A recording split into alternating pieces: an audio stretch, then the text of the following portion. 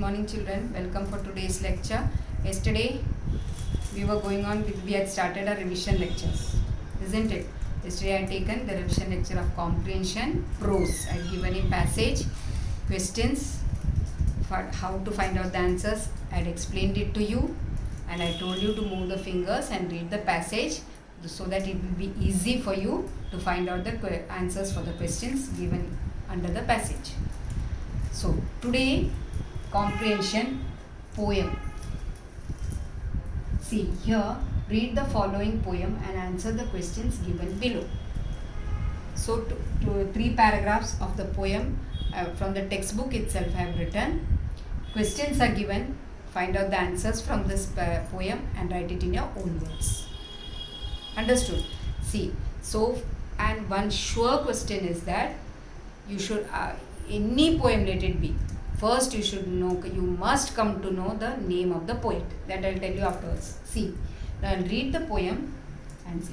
I come from haunts of coot and fern. I make a sudden sally and sparkle out among the fern to bicker down a valley. By 30 hills I hurry down or slip between the ridges. By 20 tops a little town and half 100 bridges. Till last by Philip's farm I flow to join the brimming river. For men may come and men may go, but I go on forever. This is the poem. Three paragraphs. First paragraph, second paragraph, third paragraph. See here the questions I have given, and first question, name the poet of the poem. So the poet, at last it will be written, I have always told you in the right hand side corner of the poem you should write. So the poet's name is Alfred Lord Tennyson. And you should not only write the name, you should complete sentence. The name of the poet of the poem is Alfred Lord Tennyson. Understood? Now second question. What is this poem about? See the whole poem. What did you understand about this? This is about the flowing river. It goes on flowing, its journey. So what it is? The poem is about the journey of the brook. Then third, from where does the brook come from? From where does the brook come? The brook comes from haunts of coot and fern. See, first question it is.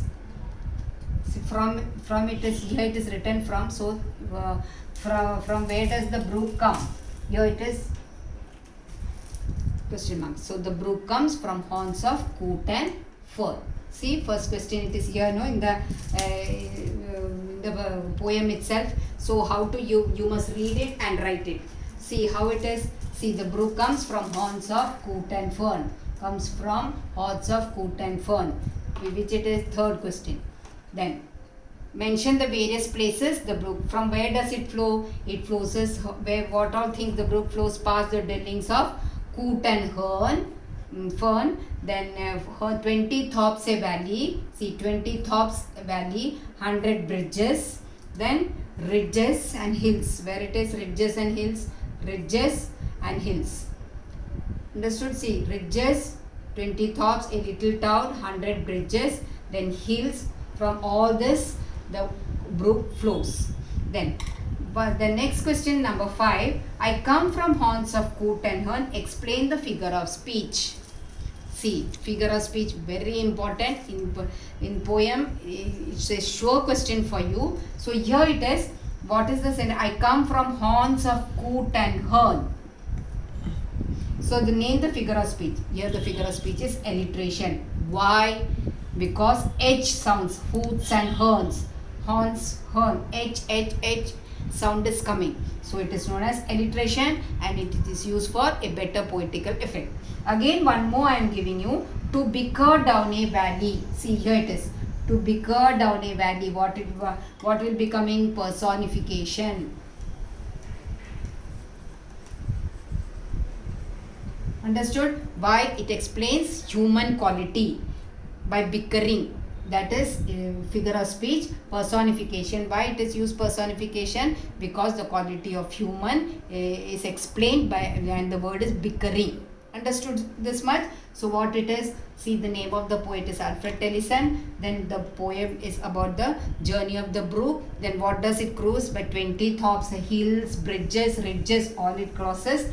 Then what, figure of speech, alliteration, and definition of alliteration means sound of H, S, whatever it is used there, that is inverted comma you should write, and it is expressed, and it is used for a better poetical effect. And here one more I have given to bicker down a valley means personification, because human quality of bickering is used, that is why it is personification.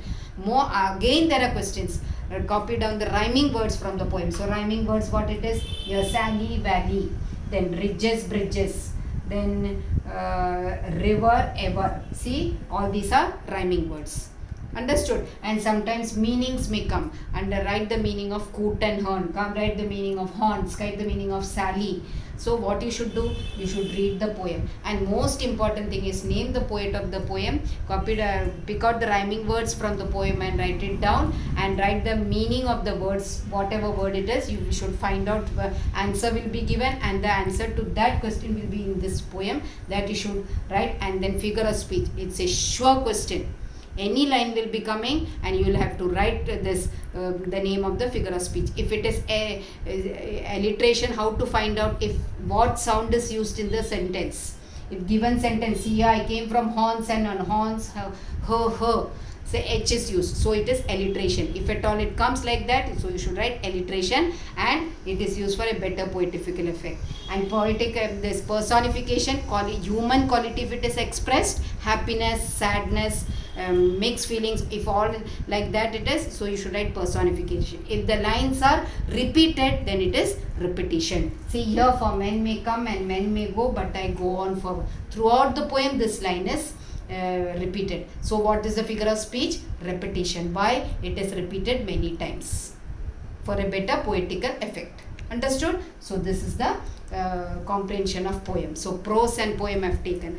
So I have told you, read the poem, and after reading the poem, it is a must for you to remember the name of the poet, because sure question it is. Then rhyming words, that is also sure question. Figure of speech, sure question. And then the remaining part, questions from the poem. If you understand this much, you can score full marks in prose and poem. But move your fingers and read it. Understood? I hope you might have understood well. Register it in your mind what all I have taught you, and then try to apply it while writing your exam. Okay, tomorrow I'll be coming with another lecture. Till then, take care. Thank you.